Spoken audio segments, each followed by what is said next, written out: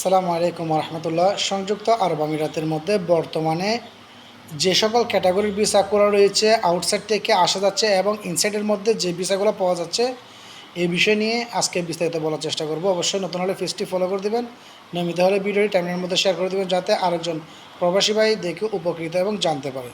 প্রথমত সংযুক্ত আরব আমিরাতের মধ্যে বর্তমানে যে ভিসাগুলো প্রসেসিং হচ্ছে বা যে ভিসাগুলো চালু রয়েছে তার মধ্যে প্রথম হচ্ছে হাই প্রফেশনাল ভিজিট ভিসা, যেটা হাই প্রোফাইল লোকদের জন্য পাওয়া যাচ্ছে।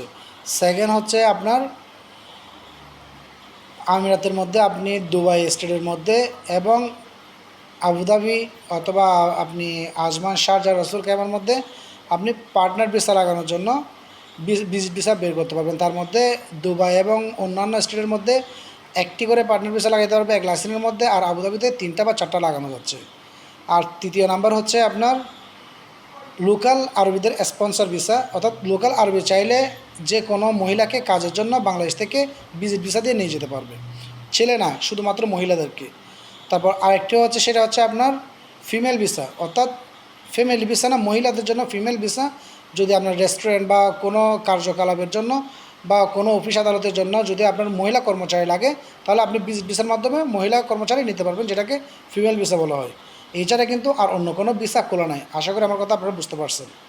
তো এই ভিসাগুলো ছাড়া এখন বর্তমানে বাংলাদেশ থেকে অন্য কোনো ভিসায় বাংলাদেশ থেকে লোক আসা যাবে না এবং আসতে পারবেও না। তো অনেকের কাছে একটা চিন্তাভাবনা ছিল যে ভিসা এতদিনের জন্য খুলে দেওয়া হয়েছে বা এতদিনের জন্য ভিজিটে আসা যাচ্ছে, কেউ বলতেছে অমুক কোম্পানিতে কাজের জন্য লোক আসা যাচ্ছে। দেখেন, দুবাইতে যে ট্যাক্সি কোম্পানি আছে সেটা হচ্ছে সেমি গভর্নমেন্ট কোম্পানি, সেখানে কিন্তু নিয়মিত ভিজিট ভিসায় বাংলাদেশ থেকে সরাসরি কোম্পানির মাধ্যমে ওনারা লোক নিয়ে আসতে পারবে। এবং দুবাইয়ে যে তালেবাদ কোম্পানি রয়েছে সে তালেবাদ কোম্পানিতে কিন্তু সরাসরি লোক নিয়ে আসতে পারবে।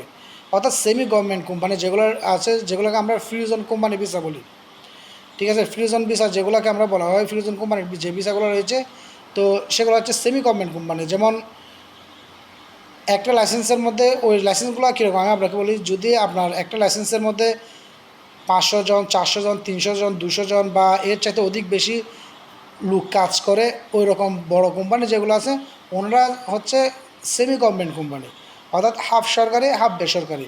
ওই কোম্পানিগুলোতে কিন্তু আপনি চাইলে ওনারা যদি আপনাদেরকে নিতে চায় তাহলে ওনারা বাংলাদেশ থেকে হোক, ইন্ডিয়া থেকে হোক, পাকিস্তান থেকে হোক, যে কোনো কান্ট্রি থেকে ওনারা লোক নিতে পারবে।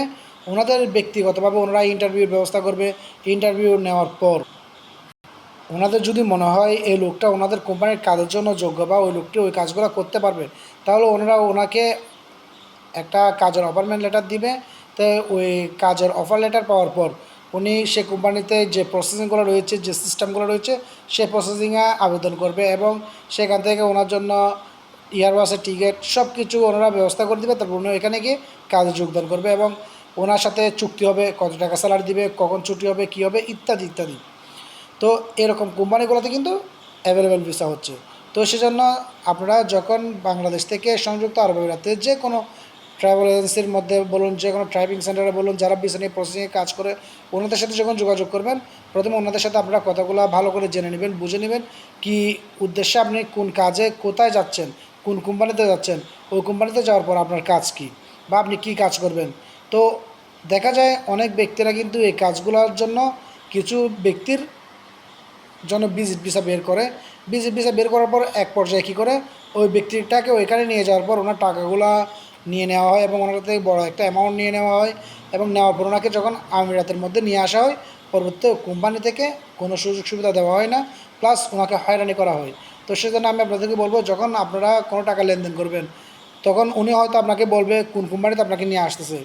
তো আপনি যদি ওই কোম্পানির আশেপাশে যদি আপনার পরিচিত কেউ থাকে বা আপনার জানাশোনা কেউ থাকে, ভালো করে ডিটেলসগুলো নিয়ে ওনার সাথে যোগাযোগ করে বা ওই ব্যক্তির সাথে যোগাযোগ করে তারপর আপনি টাকা লেনদেন করবেন। এবং টাকা লেনদেন করার সময় অবশ্যই আপনি প্রুফ রাখার চেষ্টা করবেন, যাতে আপনি পরবর্তীতে ওনার বিপক্ষে কোনো পদক্ষেপ নেওয়ার সময় সেটা আপনার কাজে আসে।